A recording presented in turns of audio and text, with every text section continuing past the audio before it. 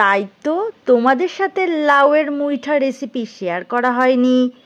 আর এমনিতে বেশি কিছু লাগেই না এই নিরামিষ লাউয়ের মুইঠা বানাতে। গুজরাটে এই রেসিপিটা অনেকেই বানায়। চলো তাহলে আজকে এই নিরামিষ লাউয়ের মুইঠা রেসিপি তোমাদের সাথে শেয়ার করব। নমস্কার সবাইকে, আশা করি ভালো আছো, সুস্থ আছো।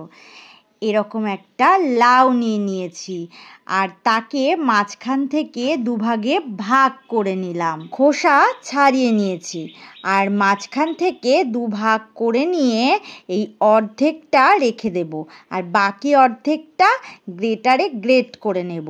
সত্যি বলছি, এত ভালো লেগেছে এই লাউয়ের মুইঠা রেসিপিটি। এই ধরো সন্ধেবেলা মনটা একটু চুকচুক করে কিছু নতুন খাওয়ার জন্য, আর তখনই এই রেসিপিটা তোমরা বানাতে পারবে। লাউটা এভাবে ঘষে নিয়েছি আর লাউয়ের মধ্যে যে রসটা এটা চেপে চেপে বের করে নিচ্ছি। আর এই একটা অন্য পাত্রে এটা তুলে রেখে দেব।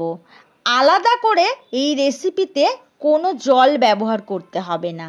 এই লাউয়ের রসটা চেপে চেপে বার করে নিয়ে এবারে এর মধ্যে 1 কাপ বেসন দিয়ে দিলাম, 1 কাপ আটা দিয়ে দিলাম। প্রথমে 1 কাপ আটা দিয়েছি, পরে আবারও 1 কাপ আটা ব্যবহার করব। 1 চামচ হলুদ গুঁড়ো আর দিলাম 1 চামচ নুন, পরে আবার নুন ব্যবহার করব। আর 1 চামচ জিরে গুঁড়ো দিলাম আর অল্প একটু বেকিং পাউডার দিলাম। বেকিং সোডা দেবে না কিন্তু, বেকিং পাউডার দেবে। আর গরম মশলা গুঁড়ো দিলাম 1 চা চামচ আর 2 চা চামচ চিনি দিলাম আর 1 চামচ ছাতু দিলাম আর অল্প একটু আদা গ্রেট করে এর মধ্যে দিয়ে দিলাম আর 4টে কাঁচা লঙ্কা এখানে দিয়ে দিলাম আর জল ছাড়া ভালো করে মেখে নিচ্ছি। প্রথমে এভাবে সব কিছু মিশিয়ে নিচ্ছি। আর তোমরা চাইলে এখানে আরও একটু ঝাল খেতে পারো আর এর মধ্যে ধনেপাতাও দিতে পারো। আমি এখানে ধনেপাতা ব্যবহার করিনি, তোমরা চাইলে ব্যবহার করতে পারবে। আর এখন আবারও 1 কাপ আটা নিয়ে দিচ্ছি আর সাথে স্বাদ অনুযায়ী নুন দিলাম। এরকম 1 প্যাকেট গুঁড়ো দুধ দিলাম আর এই সব কিছু মিশিয়ে নিচ্ছি। মিশ্রণটা কিন্তু খুব একটা নরম হলে রেসিপিটা বানানো যাবে না, আবার খুব টাইট করাও যাবে না। এরকম একটু নরমও হবে না আবার শক্তও হবে না, এরকমভাবে একটা ডো বানিয়ে নেব। আর তার সাথে দিয়ে দিলাম সর্ষের তেল। এরকমভাবে সর্ষের তেল দিলে খুব সহজেই মাখাটা হাত থেকে ছেড়ে যাবে, হাতে লেগে থাকবে না। আর যখন মুইঠা বানাবো তাহলে মুইঠার শেপ দিতেও খুব সুবিধা হবে। তারপর এই মিশ্রণ থেকে হাতে নিয়ে কিছুটা পরিমাণ নিয়েছি, এরকম মুইঠার শেপ দিচ্ছি। এরকম বড় বড় করে সব কটা বানিয়ে নিতে হবে, তারপরে সিদ্ধ করে তারপর ছোট করে কেটে নিলেই হবে।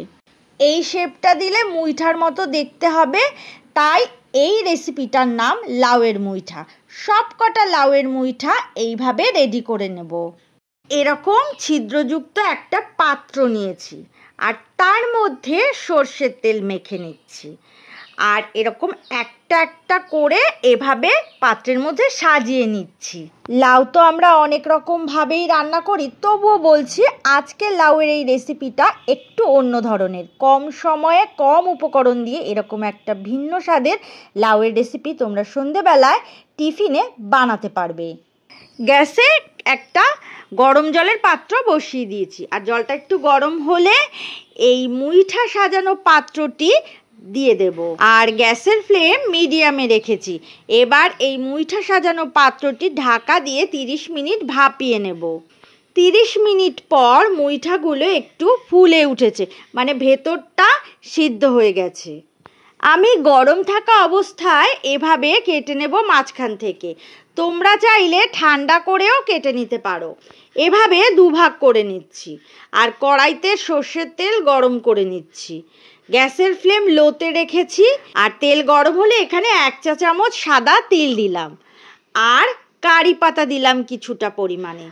আর কারি পাতা তেলের মধ্যে দিলেই 1-2 মিনিটের মধ্যেই সুন্দর একটা ফ্লেভার চলে আসে। তখন কেটে রাখা লাউয়ের মুইঠাগুলো একটা একটা করে দিয়ে দিলাম। আমি সব কটা মুইঠা একবারেই দিয়েছি, একবারেই ভেজে নেব। দু পিঠ উল্টে পাল্টে ভালো করে ভেজে নিতে হবে, আর দু পিঠ লাল করেই ভেজে নিচ্ছি। দারুণ খেতে হয়, একবার বাড়িতে বানিয়ে নাও। গুজরাটে এই রেসিপিটা খুব বানায় এরা। টমেটো সস দিয়ে পরিবেশন করতে পারো। নিরামিষের দিনে বাড়িতে গেস্ট আসলে যদি এই রেসিপিটা বানিয়ে পরিবেশন করো তাহলে তারা বুঝতেই পারবে না তুমি এটা কি দিয়ে বানিয়েছো। অসম্ভব ভালো লাগে এটা খেতে। তাহলে আজ এই পর্যন্তই, আবারও নতুন ভিডিওতে দেখা হচ্ছে। সুস্থ থাকো, ভালো থাকো, আর এতক্ষণ ধরে আমার সাথে থাকার জন্য অনেক অনেক ধন্যবাদ।